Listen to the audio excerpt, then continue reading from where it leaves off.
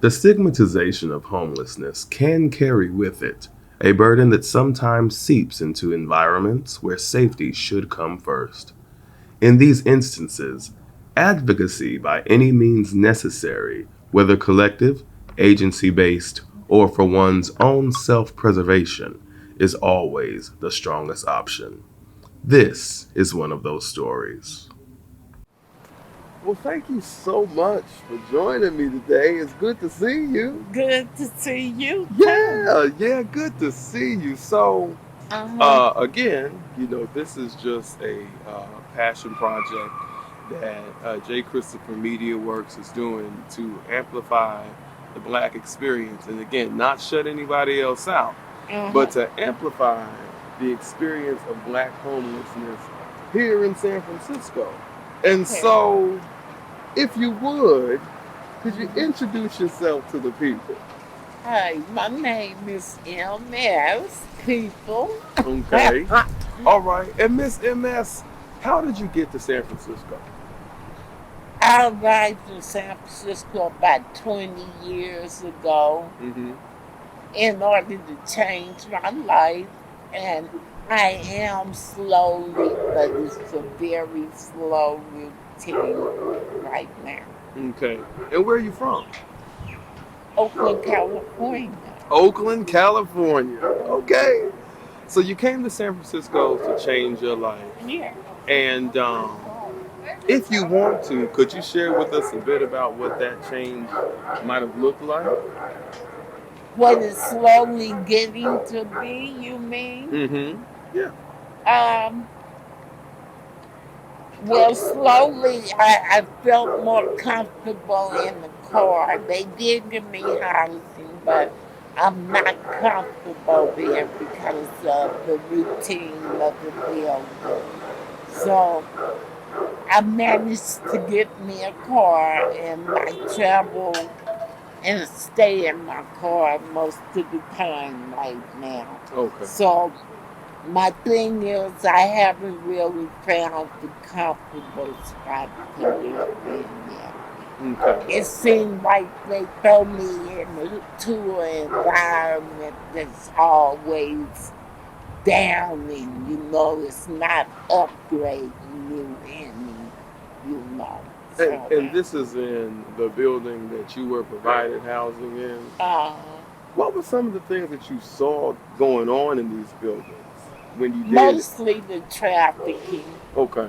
you know, the arguing, the Mm-hmm. policemen coming all the time and stuff like that. Mm-hmm. And it seems like they keep us right down in the same type of buildings. At least that's how I'm feeling right now. And when you say us, because we're gonna get back to the buildings, but when you say us, who are you referring to I'm when you say us? referring to black people. Okay. Uh-huh. Okay. Keep us down in the same old thing. Mm-hmm. It's kind of like watching TV. They keep us stereotyped in the movie they produce and stuff. They keep us stereotyped into different things in life that's not even portraying particularly to our race, Mm-hmm. but they make us look like the worst into these different segments of just say life, be it gayism, be it blacks, um, doing all the cussing in commercials Mm-hmm. and stuff. They not portraying us as looking, they don't look on the good side of our race and they portray us in areas to keep our young people watching this stuff which makes them grow up kind of, doing the things they're portraying on TV and Mm-hmm. stuff nowadays. Right. So I think they keep us kind of like locked in a box. Okay. Yeah. Yeah. I've um I've heard that before, and then just being a resident of San Francisco, you do see a lot of that, but it's not until you really hear someone who experiences that every single day Yeah. that what is really going on with that. So thank you for Yeah. sharing that. Yeah. Um, could you talk about your first night that you spent in your car? My first night in my car was more comfortable for me than being in the building because I can go in areas up near the beach, different Mm-hmm. spots. I don't feel secure there all the time by no means. Mm-hmm. I might have to move around a few times in order to find me a comfortable A spot. comfortable spot. So, Okay. Yeah, I've also heard that, within these different buildings, the situations for people are not ideal. no. There are people who would rather just stay outside on the street Hmm. or just, Hmm. find a way to stay housed within their car or just Hmm. sheltered within their car because of a lot of what they've witnessed that goes on in these housing buildings. And that's unfortunate. That Yeah, is really it, unfortunate. it is. It's just like standing on, I feel threatened because of a building I moved out of Mm-hmm. before they called themselves giving me this other building. Okay. Because the bad guy would wake up at night. That was his routine, was to wake up at night, playing his music very loud. Mm-hmm. And this go on every single night. And I complain about it and stuff. And they be up there. Go talk to your neighbor and stuff. Do you know that man? He about 6 feet too. Mm. Do you know that man threatened my life and made it uncomfortable for me and everything to whereas I have to get out that building?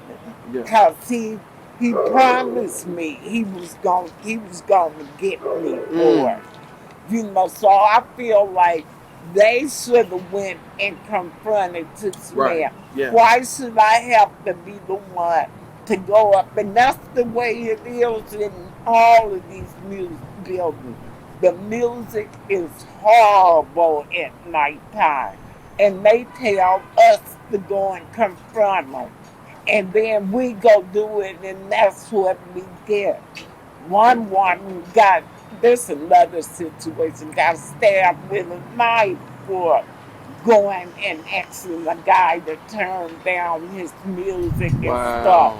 Management won't put a foot in no way and tell these people that they need to keep their music under control. They don't realize how horrible, but in the other buildings, the buildings that say not maybe not low income or whatever, they don't have all that music problem. They not having to go and management telling us to go and confront them. Mm-hmm. That should be their job. They are management. Yeah. They need to have some respect and have them keep their music under control. Mm-hmm. Not just leave it so it's like that. Yeah. So when the people tell us they're not gonna turn it down, it they tell us there's nothing they can do about Nothing they can do. it and stuff. And this is in all these buildings, all during the night. It's horrible, but yet they keep us down here in this circle. Yeah. you know, like they want stuff moved out other neighborhoods. I'll put it like that. They get them moved out, And who's but them? when I say them, Mm-hmm. I mean, say like the mayor, the upper people. Okay. Say like they in Cause Oakland. we down at next to City Hall right now. I know it. Yeah. I'm going over there one day. They don't know I'm coming. I'm just getting it together a Yeah. little more, but I'm on my way to have a talk with them, Yeah. Yeah. you know. As you So, should. Because yeah. if you're already being made to advocate within your housing residence and your grievances are falling on deaf ears, Hmm. I mean, the best thing you can do is go and try to Yeah, advocate for yourself yeah. with the municipal auxiliaries and see what they can do. And more and more people should try to do something. Voice Yeah, your opinion. It may seem like it's not gonna do much, but in my heart, I feel like if I voice my opinion, it's a word being right, said, right, you right. know. And if more people do the same thing, you don't know where them words, what ears they might They may fall fall on. on. Yeah, So, yeah, I hear yeah. that. And as you say, using your voice, I want to ask you your opinions about what happened back on June the 7th. Uh So, as you know, our former DA was recalled. huh. And he had, whether you like him or not, he had some policies that people thought were somewhat controversial regarding a lack of punishment for crime and a lot Right. of With leniency his and crazy things self. like that. Uh, How do you feel about that? And do you feel that that has affected this area that we're in down here regarding safety, housing, just all of it? well, actually, for me to honestly say, I don't even give being down and out and about no chance. In Mm, other words, I mean, I don't come out unless it's necessary to be out and about okay. in the area down and around down in these areas, you And know. what, if you could tell us, just for clarification's purposes, what area of the city are we in right You call it the heart of San Francisco. now? You Okay. got the, you know, and then right up the block it goes to falling into. I don't know if it's the timberline or not Mm-hmm. exactly. But You it's know, still the heart of the city, and all of this is happening right here right here. in the heart of the city. You know, so do you feel like as we move forward, is there any hope for San Francisco? Um, you know, from what I'm seeing, this been going on through the ages of time. Mm, As far as hope, uh, no, I'm not really seeing any. Maybe if they can clear and they can get the drugs off the street. But right now, I don't see much of hope for nothing. They still got open air drug dealing going on.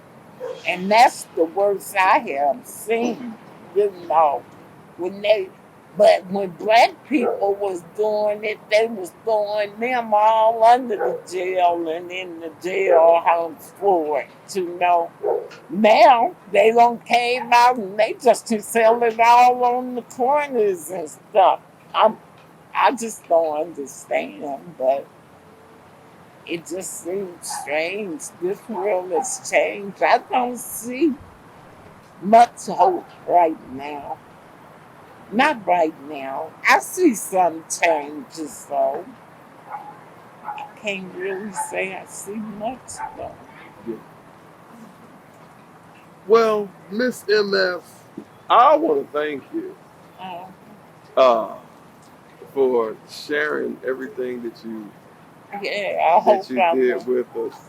yeah. And like I said in the very beginning, the whole purpose of doing this is not to silence anybody else's voice or anyone else's experience. It is to share the experiences of black and brown people who are going through this.